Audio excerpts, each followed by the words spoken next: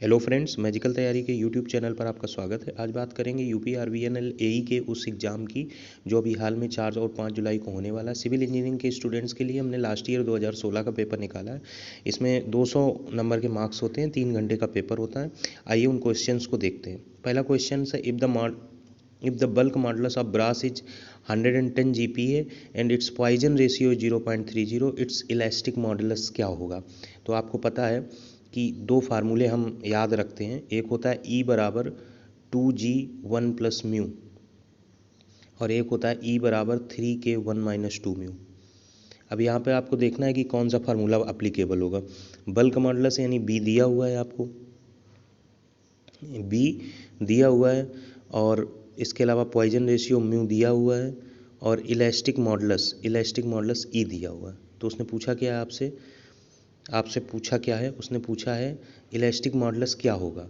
तो E बराबर 2G1 plus mu, यहाँ पर EG बराबर 2G1 प्लस म्यू, ये होता है मॉडुलस ऑफ रिजिडिटी। और E बराबर अगर आप लगाते हैं 3K1 माइनस 2 म्यू, तो यहाँ K बल्क मॉडुलस होता है। तो यहाँ से ये वाला हम निकाल सकते हैं। तो 3 इंटू K का मान 110, 1 माइनस 2 म्यू करेंगे तो ध्यान से देखिए कि म्यू 0.3 है। तो E बराबर 330, 1 माइनस 2 म्यू करेंगे तो 0.6 आएगा। तो इसका 0.4 आ जाएगा। 330 में 0.4 का क्या करेंगे, 4 तिहाई 12, 4 तिहाई 12, 1 13, 132 आएगा। 132 इसका सही आंसर इसमें मेंशन है। आगे अगला क्वेश्चन है while designing a mechanical system, a rectangular bar of length L, width B and depth D, where B is greater than D, subjected to torsion, the maximum shear stress will occur at। ये Gupta and Gupta का question है। सीधे सीधे आपको याद रखना है, middle of longer side पे अकर करेगा। अगर हम एक मैकेनिकल सिस्टम बना रहे हैं जिसकी लेंथ L, विड्थ B और डेप्थ D है, अगर B ग्रेटर देन D है तो सबसे ज़्यादा स्ट्रेस जो होती है वो middle of the longer side होती है। अगला क्वेश्चन है एन आइसोट्रॉपिक प्रिज्मेटिक बीम, ये क्वेश्चन नंबर 3 है, ध्यान दीजिए। Isotropic prismatic beam of span length S made up of heterogeneous material and carries A mid point load P, the deflection under the load will be. फिर से ध्यान से सुनिए, isotropic prismatic beam of span length S made up of heterogeneous material and carries A mid point पे load लेती है। और जब मिड पॉइंट पे लोड लेती है तो डिफ्लेक्शन डेल्टा कितना होता है, तो डिफ्लेक्शन डेल्टा होता है PL स्क्वायर अपॉन 48 EI। और ये कहाँ लगता है, ये डाउनवर्ड लगता है। यहाँ L की जगह उन्होंने क्या दे दिया, यस दे दिया, जो कितना हो जाएगा PS स्क्वायर अपॉन 48 EI हो जाएगा। PL क्यूब, डिफ्लेक्शन पूछा आपसे, डिफ्लेक्शन पूछा है तो PL क्यूब अपॉन 48 EI तो हो जाएगा PS cube upon 48 EI downward लगेगा। अगला क्वेश्चन देखते हैं। अगला क्वेश्चन है ये 4th नंबर क्वेश्चन है, आपके सामने है। ये देखिए 4th नंबर क्वेश्चन है। A steel beam is carrying just itself load, okay, it needs to be supported on 2 columns. एक स्टील बीम है, ये 2 कॉलम्स पे सपोर्ट मांग रही, ठीक है, with equal over hanging y on both sides, y इधर that the bending moment at the mid span is 0, the ratio of L by Y should be। ये तभी पॉसिबल है जब ये Y L का जस्ट आधा हो। ये तभी पॉसिबल है जब ये Y जो हो L का जस्ट आधा हो। अब यहाँ से अगर ऐसा होगा तो L by Y यहाँ से साफ साफ दिख रहा है कि कितना आ जाएगा, 2 आ जाएगा। कितना आ जाएगा, 2 आ जाएगा। तो इसका सही आंसर हो जाएगा लास्ट पार्ट। नेक्स्ट क्वेश्चन को देखते हैं। अगला क्वेश्चन है 5th नंबर है, ध्यान दीजिए। अगला क्वेश्चन है 5th नंबर है। इसने पूछा है structure steel building under construction is hit by A truck, okay, the action that will caused can be called. जब ट्रक से हिट करेंगे तो ये एक्सीडेंटल एक्शन कहलाएगा। ये कौन सा एक्शन कहलाएगा, एक्सीडेंटल एक्शन कहलाएगा। अगला प्रश्न देखते हैं। अगला प्रश्न है the point where bending movement changes direction in a beam carrying load is called as. बच्चों वाला क्वेश्चन है। द पॉइंट ऑफ कंट्राप्लेक्चर वो होता है जहाँ पे बेंडिंग मूवमेंट अपना साइन चेंज। अगला प्रश्न है what will be the depth of the beam subjected to maximum shear stress of 5 MPa यानी mega pascal while carrying 50 kilo newton load with its width being 100 mm। अगर आपको maximum shear stress का formula पता हो तो ये होता है टाउ बराबर 3p/2bd। टाउ बराबर 3p/2bd। मेगा पास्कल का अर्थ होता है न्यूटन पर mm²। और यहाँ पे जो 50 किलो न्यूटन लोड है ये शियर फोर्स की तरीके से काम करेगा, तो P की वैल्यू यहाँ पर 50 × 1000 न्यूटन रख दी जाएगी। विड्थ आपको 100 mm दी है, D आपको निकालनी है। तो यहाँ से अगर फार्मूले को कन्वर्ट करें तो फार्मूला बन जाएगा D बराबर 2b टाउ/3p। गलत है? गलत। फिर से एक बार ट्राई करते हैं, सीधे फार्मूला लिखते हैं टाउ बराबर 3p/2bd।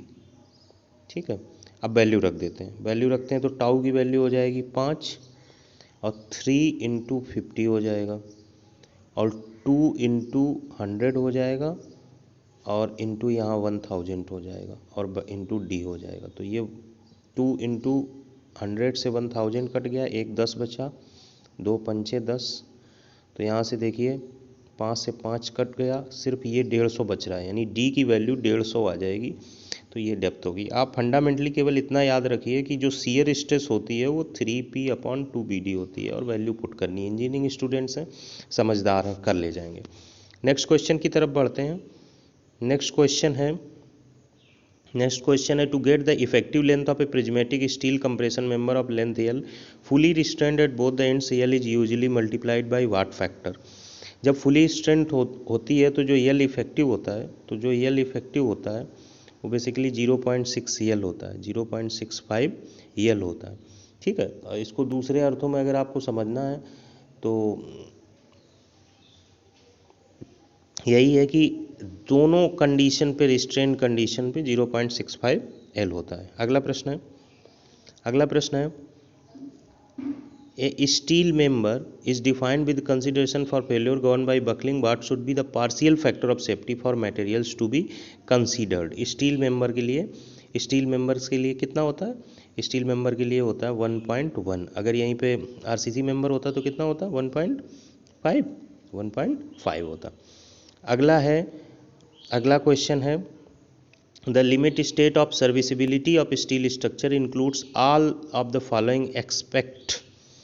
Limit state of serviceability में कोरोजन भी होता है, क्रैक ड्यू टू फटिग होता है, फायर होता है, but fracture due to fatigue नहीं लिया जाता, ये कंसीडर नहीं किया जाता है। अगला प्रश्न देखते हैं where the impose load is variable and exceeds 3/4 of the dead load arrangements of live load acting on the floor under consideration shall not include which of the following case.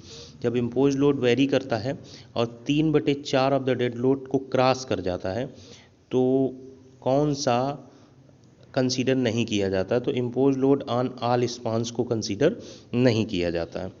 अगला प्रश्न है the maximum width of covered steel building section should preferably be restricted to x metre beyond which suitable provisions for expansion joint may be made where x is. ये तभी possible है जब x की value 150 metre तक restricted हो, अगर maximum width तभी possible है। 150 मीटर तक अगर maximum width covered steel building की रिस्ट्रिक्टेड हो तभी एक्सपेंशन जॉइंट मेड किया जा सकता है। ये एक कोडल प्रोविजन है, तो इसका सही आंसर सी पार्ट हो जाएगा 150 मीटर। अगला प्रश्न है while designing the foundation of a steel building the strength and rigidity of the foundation relative to superstructure will be। ये तभी पॉसिबल है जब ये इक्वल टू सुपर स्ट्रक्चर हो। Designing the foundation of a steel building strength and rigidity of the foundation should be equal to super structure, तो इसका सही answer होगा बी पार्ट। अगला प्रश्न है a member in a steel structure in introduced as a tension member the structure is build in a seismic zone and there could be a reversal of stress to compression when earthquake comes what should be the maximum। पता है ऐसी condition में maximum slenderness ratio 350 होता है।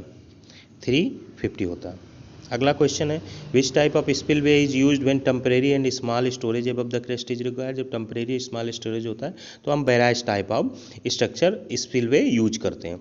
अगला प्रश्न है design yield of storage reservoir क्या होगी? लोअर देन फॉर्म यील्ड होगी।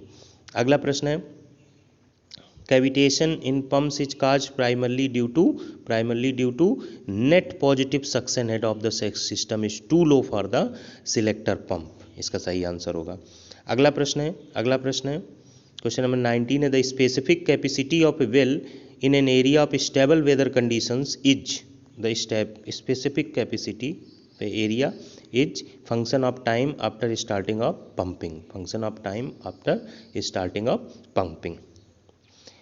20th क्वेश्चन है the capability of a rock और unconsolidated sediment to transmit water through itself while considering unit width and full depth is under unit hydraulic gradient is called as transmissibility.